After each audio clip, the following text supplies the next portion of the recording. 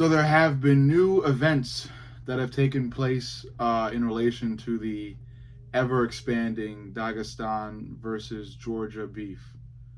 Of course, this kind of started to hit the spotlight. This whole beef situation started to hit the spotlight when Ilia started gaining traction, as well as Merab Dvalishvili. And then Merab finally got a fight with Umar, and then that kind of set off the whole, will this be the first guy to finally crack the Dagestani code? Because, Dagestan, and especially their fighters, have been a dominant force in the UFC for quite some time now.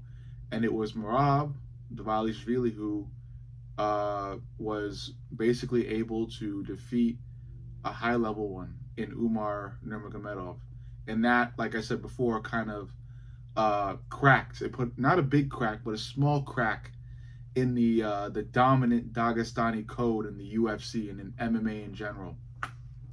And now we're kind of, especially me, I'm kind of waiting to see if Ilia can be the guy to use that small crack to create an even bigger crack in the Dagestani code, and even bring forth a new fighting style that will eclipse the Dagestani fighting style, which I think, some fighting style eventually will come along to eclipse the Dagestani fighting style, because change is an unstoppable force in this world.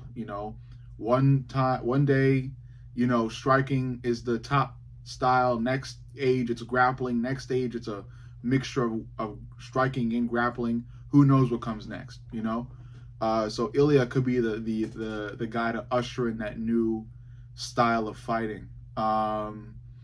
But yeah, Ilia Topuria came to social media and he mentioned how he feels that Dagestani fighters kind of just try to beat you up in the beginning of the fight.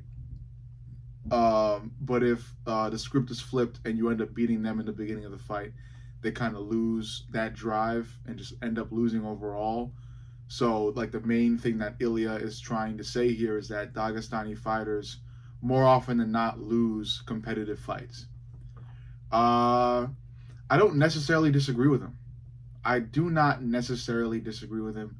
That's because Islam Makhachev, although Islam is great, what I'm about to say does not discredit Islam in the body of work he has produced, because Islam is well on his way to becoming one of the UFC GOATs of all time, one of the greatest UFC fighters of all time.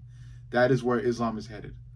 But that being said, Islam hasn't really had very difficult fights besides Dustin Poirier and Volk.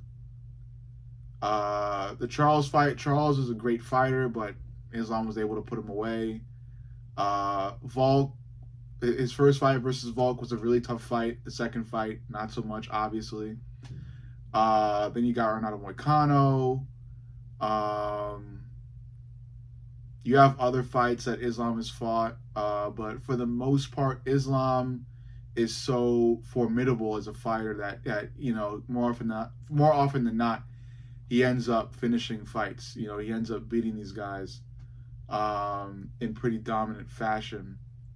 But again, that's not a dig or a discredit to Islam. The one fight that I think kind of discredits what Ilia said is Islam's fight with Dustin, where that fight was very much back and forth on the feet, and Dustin was doing pretty well in defending takedowns. And it just kind of went to that last moment in that fight. Not last moment, but it went to a part of that fight in the later rounds where Islam was able to, last minute, get a hold of a leg of Dustin Poirier and trip him to the ground and immediately take the back and submit Dustin. If Islam wasn't able to do that and that fight went to a decision going the same way it was going, the fight more than likely would have went to Dustin Poirier, because Dustin was doing well. Islam was doing well too. It was a back and forth on the feet, but I would argue that Dustin was winning the exchanges on the feet. Islam was really close behind. Don't get me wrong. Dustin wasn't outclassing Islam. He was just kind of etching out in winning fashion. So I think the judges might have given that fight to Dustin, but Islam was able to get that finish late in the fight. So that was a difficult competitive fight that Islam did thug out and win. Um, Same thing goes for Islam's first fight against Volk. Really tough, neck and neck fight. Went to a decision. Volk arguably won, but again, it was like a neck and neck, go to a decision fight that Islam etched out. Islam thugged it out and won in the judges' eyes. It may not have been in everybody's eyes, but in the judges' eyes, he did enough to um, beat Volk. So Islam's had tough fights. Now, if you look at other Dagestani fighters, Khabib pretty much dominated everybody. So there wasn't really a like neck and neck competitive fight for Khabib.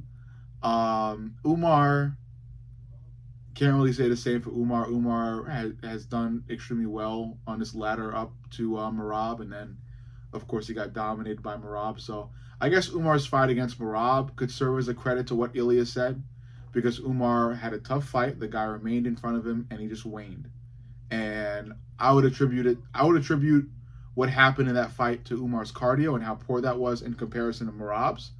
But you could say overall that Umar had a competitive fight and lost it. You look at Usman. Usman had that fight against the Irishman in the PFL recently, and he won the fight. A lot of people think he didn't. You could call that fight controversial too, but it was a tough fight. And I think that fight for me is the tiebreaker in terms of whether or not Ilia Topuria is right about his statement about Dagestan. Umar Nurmagomedov held through for that fight. He thugged it out. He fought. He went to the decision. He beat his opponent. Even though it was controversial, he still ended up winning. So when you take all four fighters, basically, Khabib, Islam, Umar, and Usman, and you take what they've done, I guess I kind of got to I have to disagree with Ilia. I think a good number of Dagestani fighters, at least the top level ones, when they're faced with tough situations, they do end up thugging it out. The younger ones like Umar, or like the quote unquote more weak minded ones like Umar might have a little bit of trouble. But fighters who are like extremely sure of themselves, like Islam and Khabib, and maybe even Umar per se, they kind of go. They can go into tough situations and still thug it out every round. So while I disagree with Ilia, I still see the point that Ilia is making. At least I see that Ilia has a point right now. I don't think he had a point back then, but at least for right now in this day and time in MMA, we're starting to see cracks form in the Dagestani code. And that is why I feel like Ilia kind of is beginning to have a point there, with Merab being able to break down and overwhelm Umar. And, I think what Ilia will be able to do to Islam is going to be the, definitely like that's going to be the main contingent, I want to say, for lack of a better term.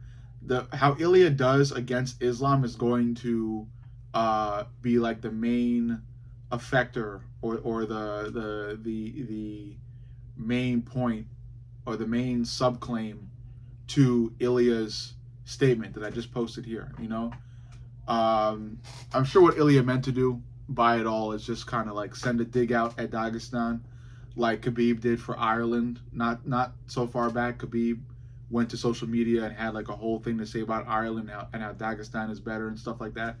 So this could be Ilia's version of that, trying to dig at Dagestan, fuel the flame, bring more publicity to the beef between Georgia and Dagestan, and kind of see what that does for future fights. Because there is much talk about a fight between Ilia and Islam that is reportedly coming to fruition.